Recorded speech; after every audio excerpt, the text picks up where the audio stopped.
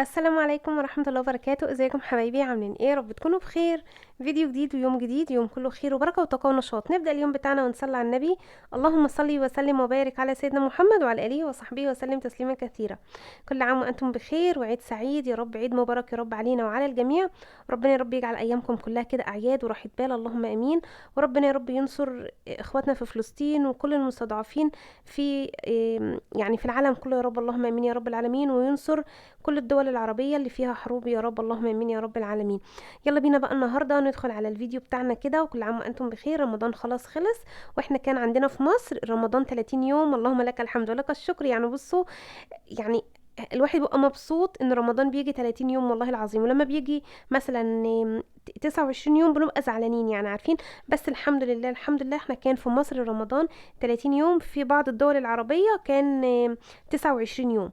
فالمهم احنا كان عندنا اليوم ده صيام، اللي هو يوم 29. هو الفيديو النهارده يومين اتنين مع بعض، اللي هو اليوم المتمم بتاع شهر رمضان واول يوم العيد.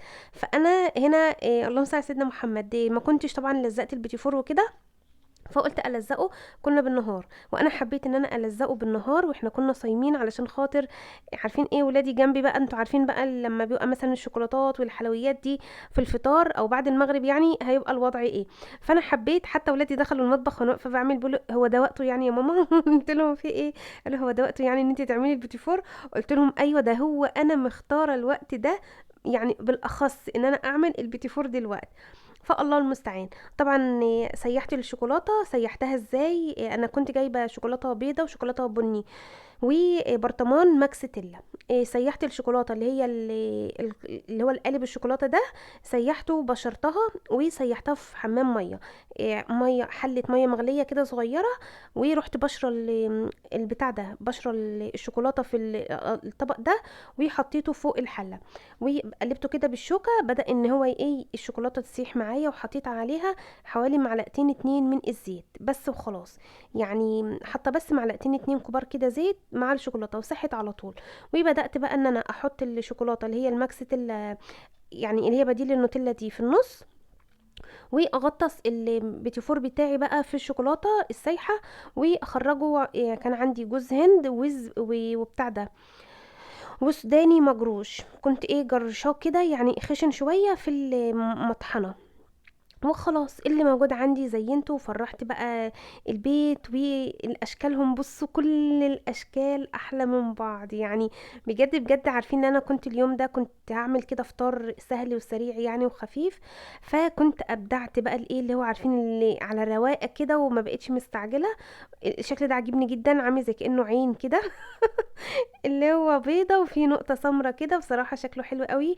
وعاملة نص شوكولاتة ونص أبيض، يعني مدلعة التزيين يعني بصراحة، وشكله ما شاء الله تبارك الله.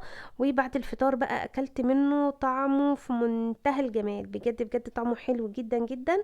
طبعا البيتي فور ده أنا الحمد لله والشكر لله، كل حاجة هنا هاند ميد، يعني أنا عاملاها في البيت. إيه ما شاء الله الحمد لله، أنا عاملة يعني الحلويات بتاعة العيد كلها هنا في البيت. اه بنتعب طبعا، بس عايزه اقول لكم ان هي ما شاء الله بتبقى بتديكي كميه كويسه. وكمان انت عامله حاجه نظيفه طعمها حلو قوي قوي قوي قوي. وبتديكي بقى يعني ما شاء الله كميه حلوه قوي، كميه محترمه. فانا لزقتهم كده وسبتهم بقى ايه، ان هما يعني انا ما بقتش احط فوق بعض غير لما الشوكولاته تمسك في بعضها يعني وكده. وبعدين بقى هعينها في العلب. وهحطهم بقى ايه اللي ان شاء الله باذن الله يبقى تاني يوم نبدا ان احنا نعمل لضيافه العيد ان شاء الله باذن الله. تبقى الحاجه عندنا جاهزه، كل حاجه يا دوبك كده هنرص الحاجه بتاعتنا ونرصها على السفره. كل عام وحضراتكم بالف خير. هنا بقى انا كنت برضو من ضمن الحاجات اللي انا كنت عملتها قبل العيد بيوم، الحمص. انا الترمس طبعا كنت اصلا عاملاه من قبلها بكذا يوم، وبغير عليه الميه يوم واتنين وتلاته كذا مره، عشان الترمس ده مر، فلازم يتغير عليه كذا مره. وهنا بقى كان الحمص عادي، اللي هو الايه قبل العيد بيوم، نقعته بليته يعني يوم كامل، وتاني يوم اللي هو ده سلقته. وبعدين بقى كان الترمس بتاعي لسه ما حطيتلوش الملح، هحط الملح للاتنين مع بعض. يعني الحمص من الحاجات اللي هو بتتسلق وتتملح على طول، ما بتاخدش وقت خالص في زي الترمس المر بالذات. وكمان الترمس الحلو سهل وسريع، بس كان حد من المتابعين قالوا لي يا بسمة الترمس الحلو ده ملوش اي فوائد خالص. فانا بصراحة رجعت تاني للترمس اللي هو الايه، المر البلدي بتاعنا الحلو اللي احنا طول عمرنا اصلا متربيين عليه، وامهاتنا واهلنا بيجيبوه يعني وكده. فسلقت الحمص وشطفته كده بميه ساقعه كذا مره، وعلى طول بقى غيرت ميه الترمس ورحت حاطه الاتنين مع بعض. احنا عندي ما فيش مشاكل خالص ان احنا الترمس والحمص يبقوا مع بعض، يعني حتى لما بنيجي ناكل يعني جوزي وولادي بيطلبوا ترمس وحمص، يعني مش مثلا عايزين ده لوحده وده لوحده، لا احنا عادي بناكل الاتنين مع بعض وبألف هنا وشفا. ودي من الحاجات الأساسية قوي قوي قوي اللي بتكون موجودة في العيد يعني وكده. وكل عام وحضراتكم بألف خير، وربنا يملى بيوتنا جميعا بالخير والبركة يا رب اللهم امين. وعن فرحة بقى الولاد وبهجة البيت، اللي انتي عارفة اللي هو ايه، لما بتحضري حاجة العيد كده بتبقى بهجة وسرور وفرح، بالرغم ان احنا اصلا من جوانا زعلانين علشان طبعا رمضان خلاص خلص يعني وكده. بس ان شاء الله باذن الله باذن الله يا رب كده نكمل في الطاعات ونكمل في العبادات ونكمل في القرب من ربنا سبحانه وتعالى. ربنا يا رب كده يعيننا على ذكره وشكره وحسن عبادته، اللهم امين يا رب العالمين. جيت هنا بقى ده كده كنا تاني يوم العيد. كل عام وانتم بخير وعيد مبارك يا رب علينا وعلى الجميع، وربنا يجعل ايامكم كلها اعياد يا رب اللهم امين يا رب العالمين. هنا بقى انا قلت هعمل ايه الفطار. عايزه اقول لكم انا في الوقت ده كان البيت عندي كله نايم، ف اللهم صل على سيدنا محمد. انا مش من هواة قوي الشاي بلبن، او مش هقول لكم ان انا مش من هواة الشاي بلبن، ماشي انا بشربه، بس الفكره ان انا عشان عايزه اشرب قهوه، وانا لو شربت شاي بلبن وجيت شربت بعدها قهوه هتعب، يعني هدوخ كده واحس ان انا ايه مش متظبطه.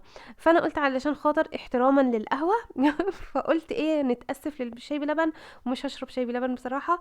فصبيت لي كده كوبايه لبن ساقعه.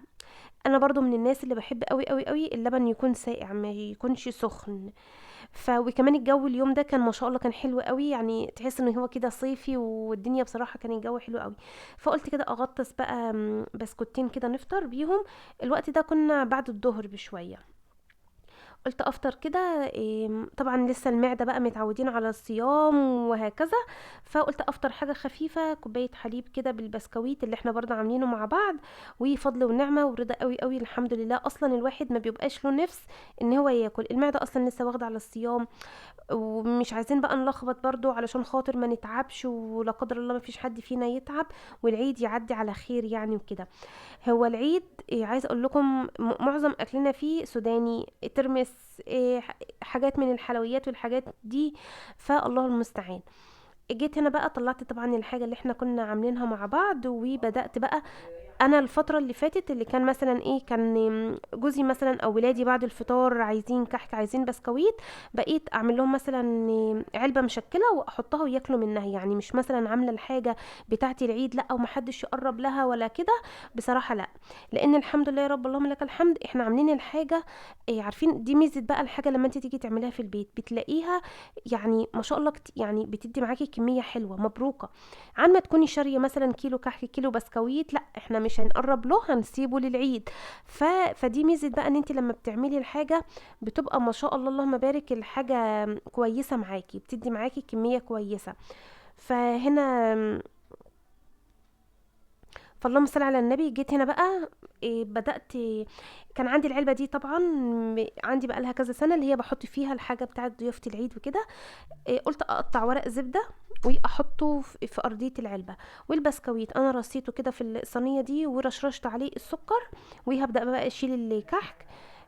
رصيت الكحك في الصينيه، انا مش عارفه متلخبطه ليه عشان ابني كان دخل وكان بيوريني حاجه. فالمهم رصيت الكحك كده في الصينيه ورشرشت عليه سكر، وبعدين هشيله بقى وارصه في العلبه بتاعتنا دي. ميزه العلبه دي يعني انا عندي شيلت الكحك والبسكويت، بس ميزه العلبه دي او العلب اللي هي اللي طالعه موضه يعني وكده، ان هي بتبقى اللهم صل على سيدنا محمد بغطا. الغطا ده طبعا بيحميها ان هي الحاجه ترطب، وبرده بيحميها ان هي مثلا برده وارد انه يكون في البيت مثلا دبانه ناموسه مش عارف ايه حاجه زي كده، فبتبقى محافظة على الحاجة ومخلية الحاجة كده ايه ما شاء الله نظيفة وزي الفل. فانا هنا بقى رصيت الكحك وبدأت برضو ان انا ارص البسكويت بتاعنا اللي احنا عاملينه. وعايز اقول لكم بقى الروايح ما شاء الله ما شاء الله الروايح جميلة جدا جدا. وكل عام وحضراتكم بألف خير، وربنا يا رب يملى بيوتنا جميعا يا رب، اللهم امين بالخير والبركة يا رب والراحة والسكينة والامن والامان، وينعم علينا وعلى الدول العربية يا رب كلها بنعمة الامن والامان والسلام يا رب، اللهم امين يا رب العالمين. ويملى بيوتكم كده كلها بهجة وفرحة وسرور. وافرحوا واملوا بيوتكم كده فرحة لو حتى بحاجة بسيطة خالص. يعني سنة عن الرسول صلى الله عليه وسلم البهجة والسرور ان هي تدخل البيت بتاعنا، وان احنا كده نكون ما فيش حد متخاصم ما فيش حد زعلان. والله هو ده يفضل، بس برضه ما يمنعش ان ممكن يبقى في اوقات في زعل او حاجة زي كده. بس احنا نحاول على قد ما نقدر ان احنا نفرح ولادنا ونفرح بيتنا بحاجات بسيطة خالص كلها. يعني بصي ابسط الامور فرحي نفسك بيها. بص بقى هنا انا البيتي فور بصراحه يعني هو الحاجه كلها والله العظيم، يعني انا مش بشكر في نفسي، بس ما شاء الله الحاجه كلها مظبوطه. وده اراء حضراتكم اللي جربوا وعملوا من حاجه، فربنا يحسن ما بين ايدينا جميعا يا رب. طلعت بقى اللي هنا البيتي فور كان جاهز اهو، يا دوبك بقى هرصه كده في العلبه. وكانوا بقى عندي كانوا نزلوا من الصلاة وكده وكانوا نايمين، لان هم ما ناموش غير بعد ما رجعوا من الصلاة وكده، فهم كانوا نايمين في عالم تاني خالص، يعني صاحيين قبل العصر بشوية. وبرضو الغريبة بتاعتنا احنا عاملينها، بصوا كل ما افتح علبة كده عشان العلب بقى كانت مقفولة. فعايز اقول لكم بقى اقول الله الروايح الجميل، الله عارفين اللي هو جميلة بجد. فربنا يحسن ما بين ايدينا جميعا يا رب كده ويدخل علينا العيد كده وربنا يجعل ايامنا كلها اعياد. والله العظيم عارفين انا ولادي رغم ان هم مطلعين عيني حرفيا، وادعوا لهم بالهدايه ربنا يهديهم ويصلح حالهم، هم حافظين كلامي لدرجه ان هو إيه كل سنه وانتم طيبين ومش عارفه ايه، وبقول لاولادي وكده وبكلمهم يقولوا لي يا ماما وانت طيبه يا حبيبتي، هو كل يوم عيد، اليوم اللي بيعدي علينا واحنا بخير بيبقى عيد. هم بصوا هم مش بيقولوا الكلام ده ان هم عاقلين وراسيين، لا خالص، هم بيقولوا الكلام ده علشان ده الكلام اللي انا دايما بقوله. اقول لهم انا بالنسبه لي اليوم اللي بيعدي بخير وسلام وكويس هو عيد، يعني الحمد لله والشكر لله. فهم بيقولوا الكلام ده عشان هم حافظين اللي انا بقوله، بس المهم بقى يعملوا باللي انا بقوله، يعني ده اللي انا بدعيه من ربنا سبحانه وتعالى. ربنا يهديهم يا رب اللهم امين. طبعا طلعت الترمس بقى ورشيت عليه بقى عصرة ليمونة ورشة شطة كده ويبقى ايه سبايسي كده حراق شوية، يبقى لذيذ وجميل. والطبق ده بقى اللي انا بحبه جدا السوداني، سوداني مملح، يعني هو مش مقلي بس، لا هو بيبقوا عاملينه كده زي كأن عليه ملح وكركم كده، المهم بيبقى طعمه في منتهى الجمال، حلو قوي قوي قوي، من ضمن برضو الحاجات اللي انا بحبها بصراحة في العيد وكده. فظبطت بقى الحاجه كده اللي عندي في المطبخ وخرجت بقى بره على الصاله، وقلت بقى ارص السفره واحط الحاجه. البونبونيره دي قولوا لي بالله عليكم، البونبونيره دي يعني البونبونيره دي بتاعت جوازي. انا بحبها قوي وبعتز بيها، بس انا السنه اللي فاتت ما كنتش حطيت فيها بصراحه او ما رصيتش فيها. فاولادي بيقولوا لي يا ماما لا ما ترصيش فيها الحاجه عينيها. قلت لهم لا انا بحبها انا حباها، يعني انا السنه اللي فاتت ما سمعتش كلامهم وما حطيتش فيها الحاجه. بس هي عايزه اقول لكم جميله قوي، وانا بحب احافظ على حاجتي وفي نفس الوقت بعتز بيها، يعني بتبقى غاليه عليا. ولو لازم مثلا لا قدر الله حصل حاجه انا بحبها بزعل بصراحه. فهي جميله وما شاء الله بتاخد كميه كويسه جدا جدا من كل حاجه. فانا قلت لهم لا انا المره دي، يعني الكلام ده كان من بالليل كنا متفقين على كده، هم يقولوا لي ايه لا حطي الشوكولاتات في حاجات، يعني في حاجه مش شرط البونبونيره دي. قلت لهم لا انا بحب البونبونيره دي، انا ممكن اشتري على فكره بونبونيره كريستال عادي اللي هي يعني البونبونيرات اللي هي الكريستال العاديه دي، بس انا بحب دي بصراحه. فالمهم حطيت فيها بقى الحاجة كده تشكيلة من الحلويات بقى اللي عندنا، اللي احنا كنا جايبينها مع بعض، الشوكولاتات والتوفي والبولة والحاجات اللذيذة الجميلة دي. يعني بصوا عايزه اقول لكم حاجه برضو، احنا مش طول السنه بنجيب الحلويات دي بكثره كده او يعني باستمرار، لا يعني هو بس هو العيد هو ده من ضمن العادات والطقوس بتاعه العيد والفرحه اللي بتدخل العيد. وفي نقطه كده هنتكلم فيها مع بعض بس ان شاء الله في فيديو تاني وكده. فالمهم هو ده يعني انا احنا طول عمرنا كده كمان، مش انا لوحدي، احنا طول عمرنا من بيت اهلنا لازم على العيد كحك وبسكويت والحلويات بتاعه العيد والشوكولاتات واللب وسوداني والحاجات دي والترمس احنا متعودين عليها. فبالرغم ان احنا عارفين ان هي مش صحية، انا معترفة بكده، بس الحاجات دي برضو لازم تيجي في العيد. يعني ما ينفعش ان انا مثلا ما اجيبش شوكولاتات في العيد، يعني ما ينفعش بجد، ما ينفعش. فالله المستعان. وبقى خرجت بقى الحاجة بتاعتي كده، بقت جاهزة على السفرة وكده، الضيافة بتاعتنا جاهزة. إيه، كنت عايزة اعمل جيلي بصراحة، بس عارفين اللي هو ايه، قلت لا كده يعني حلو قوي قوي.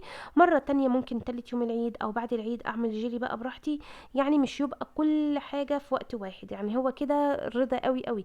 العلب دي جميلة جدا، اللي هي اللي احنا بنحفظ فيها الكحك والبسكويت والحلويات دي، زي ما بقول لحضراتكم بتبقى متغطية. وبتحافظ عليها، بتفضل مقرمشة. وبرضو كمية مناسبة، اللي هو ما يبقاش فيها كمية كبيرة ترطب بقى وتلاقي الحاجة كده بتحن وتطرى. ودي عمايل ايديا وحياة عينيا، وكل عام وحضراتكم بألف خير. وربنا يا رب يجعل ايامكم كلها اعياد وسعادة وراحة بال ورضا من الرحمن يا رب. وربنا يتقبل مننا جميعا يا رب صالح الاعمال والصيام، ويعنا يا رب ان شاء الله ان شاء الله باذن الله باذن الله يا رب على الصيام الست من شوال وايام القضاء ان شاء الله باذن الله. يعني علشان كده نكون ايه مخلصين اللي علينا واللي لينا اول باول. فربنا بس يتقبل مننا، ناخد كده راحة. في ناس ما شاء الله تبارك الله هيبدأوا صيام من تاني يوم العيد، انا بصراحة لا، انا هاخد راحة شوية. ف يعني كام يوم كده وان شاء الله بإذن الله نبدأ مع بعض الصيام الست من شوال وايام القضاء، بس ايام القضاء طبعا الاول. فالمهم ربنا يتقبل مننا جميعا صالح الاعمال يا رب، ويعنا على ذكره وشكره وحسن عبادته، اللهم امين يا رب العالمين. بحبكم جدا في الله، وكل عام وحضراتكم بألف خير. وربنا يا رب يجعل ايامكم كلها اعياد وسعادة وراحة بال، اللهم امين يا رب العالمين. اشوفكم على خير في فيديو جديد، توحشوني جدا، والسلام عليكم ورحمة الله وبركاته.